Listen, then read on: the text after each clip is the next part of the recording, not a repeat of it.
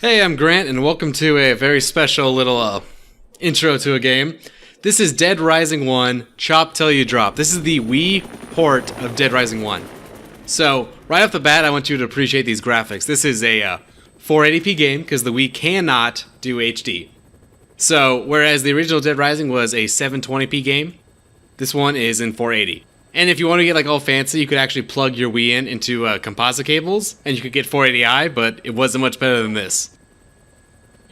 So I'm going to actually throw up here a comparison I did of Dead Rising 1's intro with the Wii, Xbox 360, and Xbox One version. So you can kind of see just how bad this is.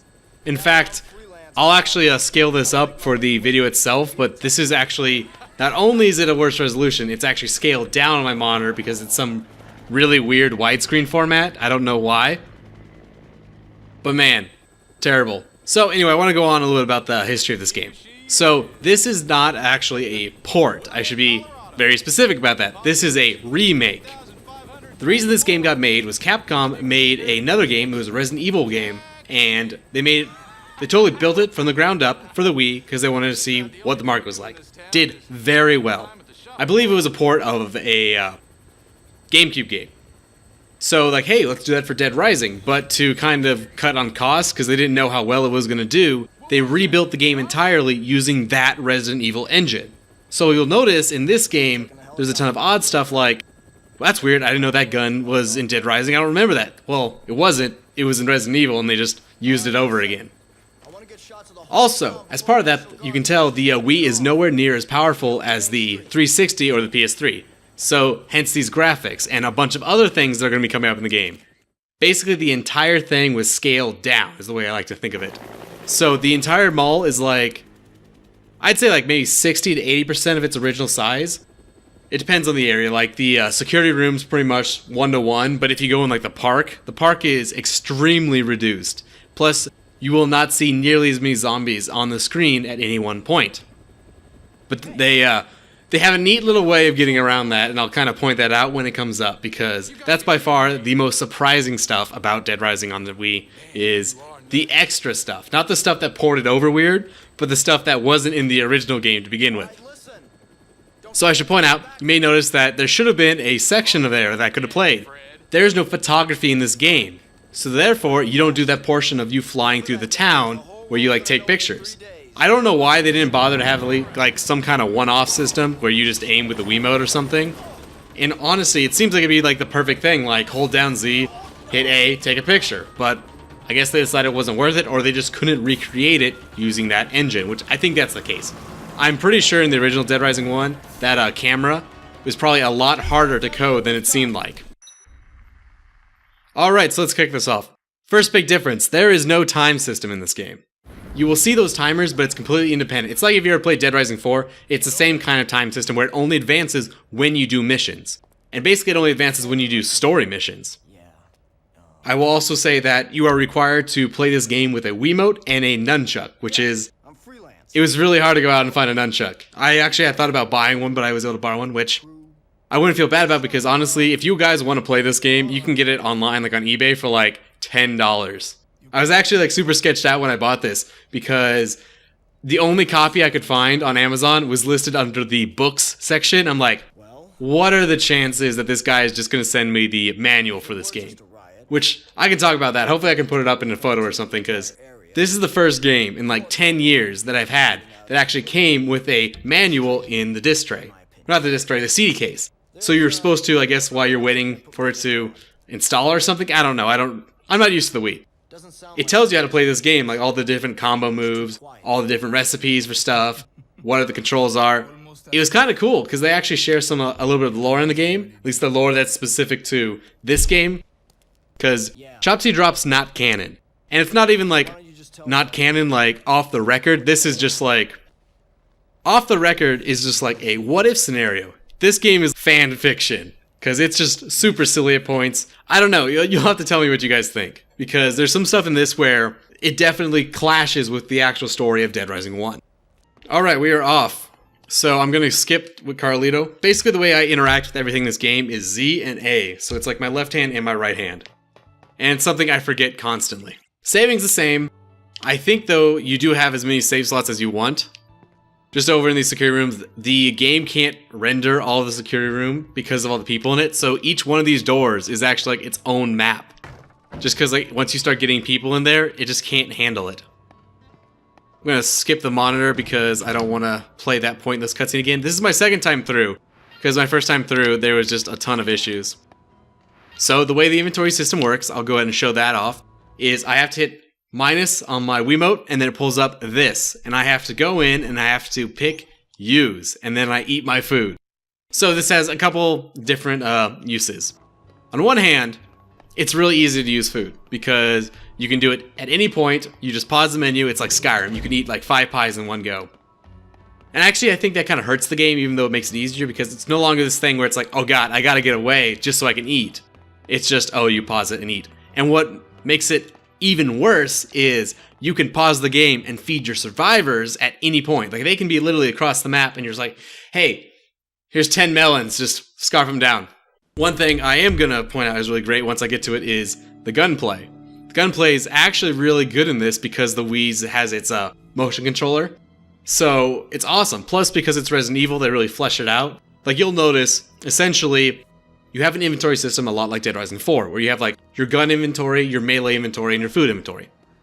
So you can only have, I believe, one melee weapon equipped at any point, and then you can carry as many guns as you have in your inventory, and you switch between them. And you can actually kill zombies to get more ammunition, or you can go buy it because this game has a cash system, but we have to get to that once we meet that character. That's a whole nother discussion. So you'll notice I will be using guns a lot. It's actually, having played this before, since I decided to redo this, I found that I actually really like the gun system, because it's very satisfying. I said before that there's not a lot of zombies on the screen, and that's true because the game physically cannot render that many polygons and that many characters. Like, the point of Dead Rising 1 on the 360 was, look how many it can do, this is amazing. So of course the Wii could not be anywhere close. To kind of compensate for that, it has all these really weird controls, and it makes it way harder to kill any individual zombie. And I've said this before on my stream and on my channel that I actually really like slow, methodical horror and scary games. Something like DayZ is actually really up my alley. And this game kind of scratches that itch, because you only have a couple shots, but man, can you really control that gun. So it's all about headshots and just conserving ammo. Okay, we're off. So right off the bat, you'll notice that the mall is super scaled down. Like, there's supposed to be like a whole nother section here if you play the actual game that's just straight up like taken out. I don't think it's in these stores that matter, but I'm gonna go ahead and get in this because there's a lot of cutscenes. I always hate starting new games because I don't want to be one of those guys where I just sit here and I plow and talk over a cutscene and then I immediately am like, what the fuck's going on? This game sucks.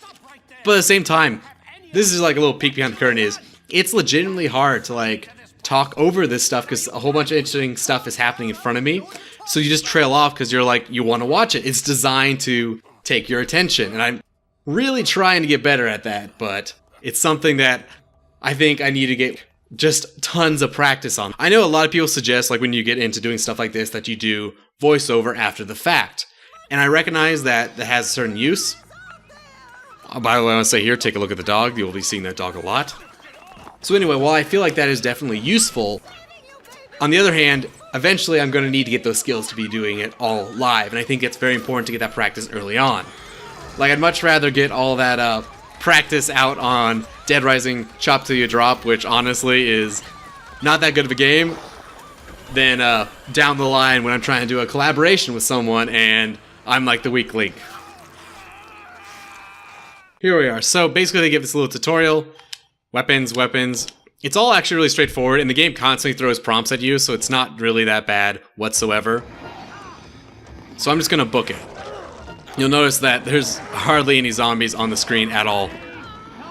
And I don't know, depending on your opinion, this actually, it's not that bad, because really I'd say the game isn't a lot of like getting from point A to point B. It's really the fact that the combat's very hard. The game will actively respawn zombies on you, both despawn and respawn. So just because you turned away doesn't mean a zombie isn't gonna like pop right in behind you. But likewise, if you look away for long enough, sometimes they'll just be gone.